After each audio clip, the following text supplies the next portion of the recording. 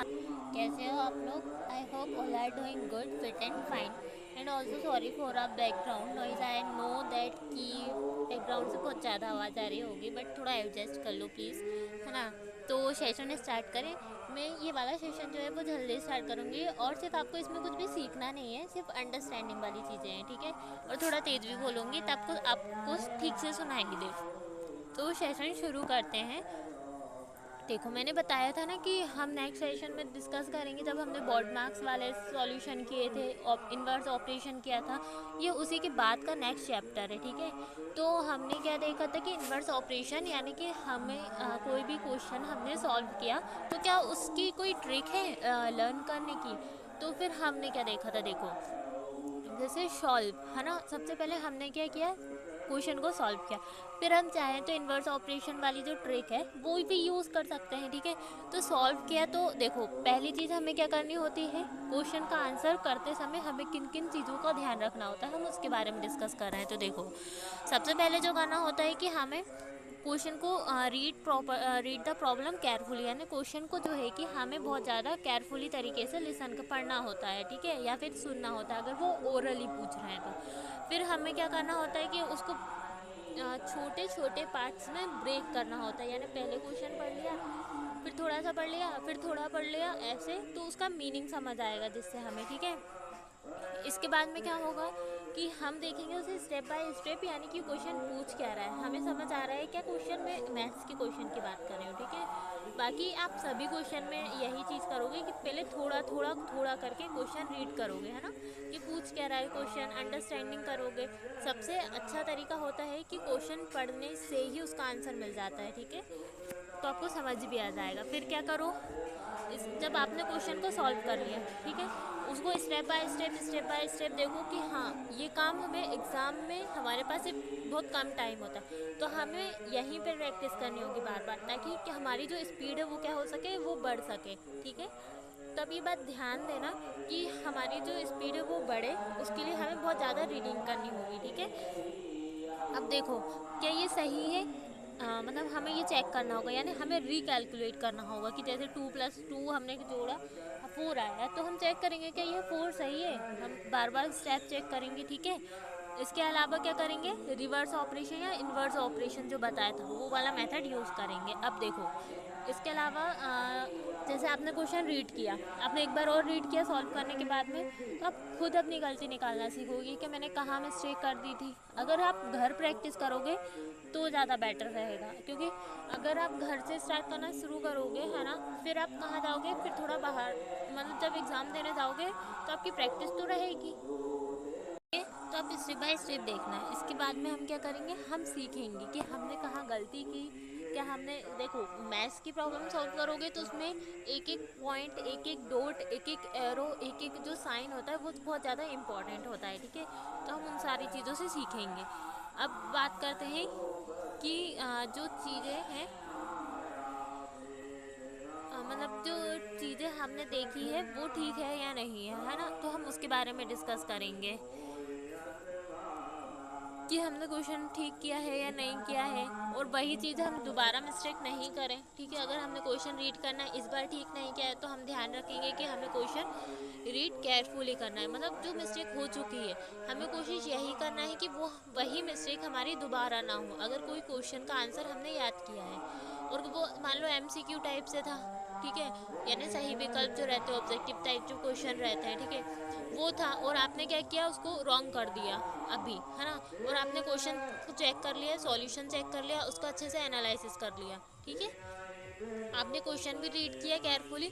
अब देखो, अब न्यू चीज़ क्या होती है, देखो, अगर जैसे मान लो कि आपने क्या देखा, कि आपने क्वेश्चन चेक किया और वो चीज़ें मैच की, है ना, तो अगर वही चीज़ आपकी दोबारा होती है, दोबारा क्वेश्चन सॉल्व करने में सेम ही क्वेश्चन था और दोबारा गलत करिए, तो यही चीज़ नहीं होनी चाहिए। हमने फर्स्ट टाइम रीड किया ना केयरफुली, बस एनालिसिस किया ना, तो ये इनफ होता है कि एक बार हमने पढ़ा, अच्छे से समझना, तो वो आपको एक बार जो पढ़ा हुआ है ना उसमें आपका 100% देना है, ठीक है, ताकि आपकी दोबारा सेम मिस्टेक नहीं हो। यही क्वेश्चन अगर कोई जियोग्राफी रिलेटेड है, ठीक है, तो जियोग्राफी कनेक्शन क्या है, जैसे मान लो कि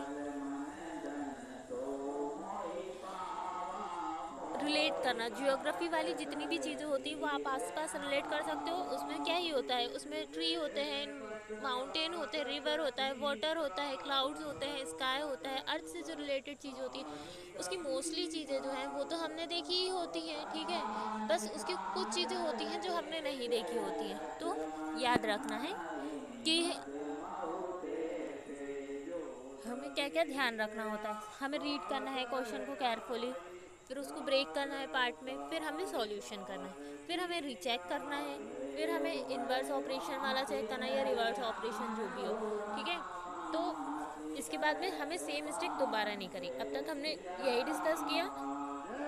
अब सेकंड चीज़ देखो, मतलब ये इम्पोर्टेंट क्यों है। तो जाहिर सी बात है ना कि यार इम्पोर्टेंट तो है ही कि हम बार बार चेक करेंगे कि हमारा क्वेश्चन सही सॉल्व हुआ है या नहीं हुआ है, ठीक है। तो आप इसका ध्यान रखना। अब इन्वर्स ऑपरेशन का यूज़ करोगे ना तो मोस्टली चीज़ तो आपकी मैथ्स वाले उससे हो ही जाएगी। बट जब आप थोड़े बड़े लेवल के क्वेश्चन सॉल्व करोगे ना तो उसके लिए थोड़ी अलग अलग ट्रिक यूज़ होंगी, ठीक है। तो वो आपको प्रैक्टिस से आएगी, बिना प्रैक्टिस के कुछ भी नहीं होता है। तो आपको क्या करना होगा, आपको प्रैक्टिस ही करना होगा, है ना। अब फिर क्या करो, फिर प्रश्न को रीड करना है, मैंने क्या बताया है, ठीक है। इनकी कुछ स्टेप्स है 7, है ना, वो देखते हैं क्या क्या। सबसे पहले तो हमने क्वेश्चन को रीड किया। सेकंड क्या करना होता है कि हमने क्वेश्चन को रीड किया, फिर उसको सेकंड पार्ट में हमने मतलब कि छोटे पार्ट्स में हमने डिवाइड किया। उसके बाद हमने क्या देखा कि जो आंसर है वो स्टेप जो है वो कोई छूटी तो नहीं है, हमारा आंसर जो हमने सॉल्व किया है वो सही है क्या, हमारा आंसर हमने जो आया है हमारे पास में वो उसकी कोई स्टेप मिस तो नहीं हुई है, वो गलत तो नहीं है। वो सारी चीज़ें हम एक बार दोबारा सॉल्व करेंगे, ठीक है। और ये हमें बहुत कम से हमारी स्पीड बढ़नी चाहिए, ठीक है, क्योंकि हमारे पास एग्ज़ाम में तो टाइम नहीं होता है ना। तो हम तो एग्ज़ाम की भी प्रैक्टिस करेंगे और रेगुलर लाइफ में जो प्रैक्टिस रहती है वो भी करेंगे। तो वो डेली प्रैक्टिस करने से होगा, एग्ज़ाम में प्रैक्टिस करने से नहीं होता। एग्ज़ाम मतलब ये दिखाता है कि आपने जो 1 ईयर है या जितना भी आपके पास टाइम था उसमें आपने क्या किया, वो हमें उस दिन दिखाना होता है। तो हमें कुछ दिन यानी कि मान लो 150 डेज है तो हमें 150 डेज वो प्रैक्टिस करनी होती है ताकि हम एक दिन अपना बेस्ट दे सकें, ठीक है। तो वो सारी चीज़ें आपको प्रैक्टिस से आएंगी। अब देखो, अगर कैलकुलेशन वाली चीज़ें हैं तो आप दोबारा कैलकुलेट करोगे, ठीक है। इसके अलावा स्पेलिंग है तो आप दोबारा स्पेलिंग चेक करोगे कि चलो हाँ ये गलत हुई, मैंने देख लिया, मैंने ये लर्न किया, अब मैं डिसाइड करूँगा कि यही चीज़ दोबारा नहीं होनी चाहिए, ठीक है, करूँगा या करूँगी जो भी है। अब क्या करोगे, अगर ग्रामर की मिस्टेक हुई तो आप रूल्स लर्न करोगे, फॉर्मूले की मिस्टेक हुई तो फॉर्मूला लर्न करोगे, अगर कोई मैथमेटिक का कोई क्वेश्चन है, कोई सम है तो ये चीज़ें ध्यान रखनी होती है। इसके अलावा कोई यूनिट वगैरह है तो वो चेक करोगे कि हाँ ये सारी चीज़ें तो लर्न करने वाली होती है और यही सारी चीज़ें आप देख भी लोगे, ठीक है। तो हमें यही देखना होता है। इसके अलावा अगर आपने देखा कि आपकी सेम मिस्टेक हो रही तो आपकी कौन कौन सी मिस्टेक हो रही है आप उसे क्या करोगे, नोट डाउन करते जाओगे। और जब लास्ट टाइम आता है तो हमें वही पढ़ना होता है कि हमारी कहाँ कहाँ मिस्टेक हुई थी, ठीक है। तो हमें ऐसे करना होता है। अब देखो इसकी क्या इंपॉर्टेंस है मैं वो बताती हूँ। सबसे पहले तो हमें गलती पता चलेंगी हम कितनी गलतियाँ करते हैं। इसके अलावा हमारी इम्प्रूवमेंट होगी कि हमारी गलतियाँ कम होगी, आज 10 हुई है तो कल 9 होगी, फिर 8 होगी, फिर 7 होगी, फिर 6 होगी, ठीक है। तो ये चीज़ जो है वो सिर्फ ज़रूरी नहीं मैथ्स में, हर चीज़ में यूज़ करनी है, हर सब्जेक्ट में। अब कहीं भी कोई सी भी क्लास में हो आपको हर जगह इसका यूज़ करना है, ठीक है। आप थर्ड में हो, चाहे आप कॉलेज में हो, चाहे आप कॉम्पिटिटिव एग्ज़ाम की प्रिपरेशन कर रहे हो, आप ये 5-6 चीज़ें याद रखो, आप डेफिनेटली क्लियर करोगे, ठीक है। इसके अलावा आपको डेफिनेटली एग्ज़ाम में हेल्प मिलेगी। इसके अलावा आप क्या करोगे, अपने मार्क्स सेव करोगे ना। अगर एग्ज़ाम दे रहे हो और आपने बहुत ज़्यादा प्रैक्टिस की है तो आपको समझ आएगा कि मुझे क्या क्या करना है, मेरी कहाँ कहाँ मिस्टेक होती थी, हाँ मुझे वहाँ वहाँ वहाँ देखना है, ठीक है। क्योंकि एग्ज़ाम में तो अभी जो आप क्लासेस में हो तो सेम ही क्वेश्चन आते हैं और कई बार तो क्वेश्चन भी सेम आ जाते हैं, नंबर भी चेंज नहीं होते हैं, ठीक है। जो क्वेश्चन मैथ्स की बात कर रही हूँ मैं। और डेफिनेटली बाकी चीज़ों जो सब्जेक्ट होते हैं उसमें तो हमें वही आएंगे जो हमने थ्योरी पढ़ी है, क्योंकि जियोग्राफी में तो प्लांट्स के बारे में पूछा है तो जो हमसे पूछा है वही तो वो पूछेगा ना। ऐसा थोड़ी ना है कि प्लांट्स पीपल का बुक में दिया था और वहाँ पे जाके वो कुछ और ही पूछ लेगा, नहीं। ऑक्सीजन अगर पीपल देता है तो वो हम पीपल के बारे में ही पूछेगा ना। अगर बरगद की जड़ें होती हैं तो वो बरगद के बारे में ही पूछेगा, ठीक है। तो ये सारे क्वेश्चन तो हम लर्न कर सकते हैं ना। तो हमें यही चीज़ें ध्यान रखनी होती है। इससे आपका इम्प्रूवमेंट होगा, सेव मार्क्स होगा, आपको एग्ज़ाम में बहुत ज़्यादा हेल्प मिलेगी, और सबसे पहली बात आपका खुद का इम्प्रूवमेंट होगा। ठीक है। अब देखो, कुछ कुछ मिस्टेक होती है जो सब करते हैं, जैसे कैलकुलेशन में स्पेलिंग मिस्टेक, ग्रामर मिस्टेक, हम फॉर्मूलेस भूल जाते हैं, हम यूनिट भूल जाते हैं, हमसे ईयर याद नहीं होती है अगर हम हिस्ट्री की बात करें तो।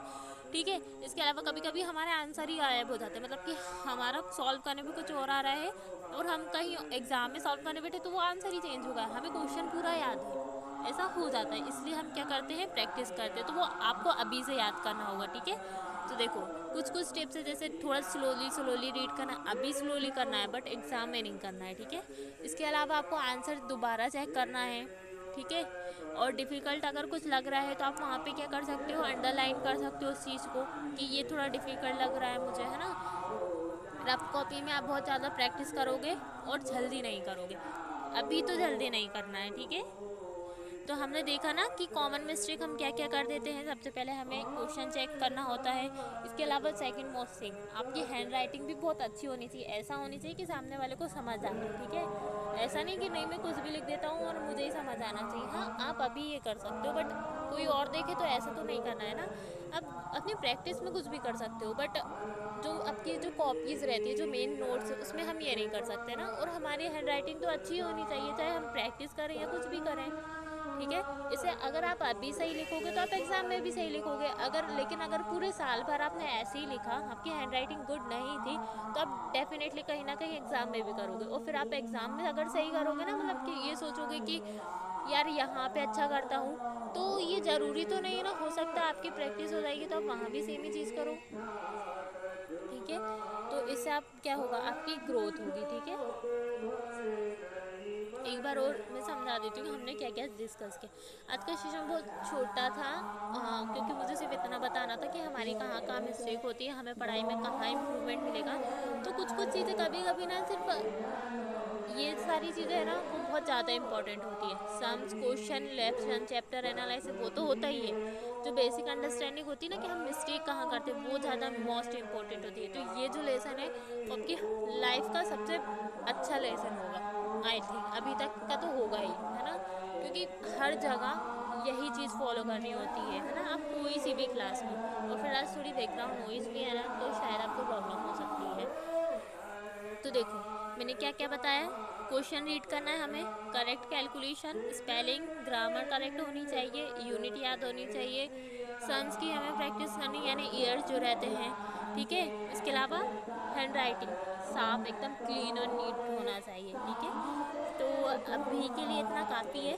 आप एक बार और सुनना अगर आपको कुछ समझ नहीं आया, और really very sorry for a background news, है ना।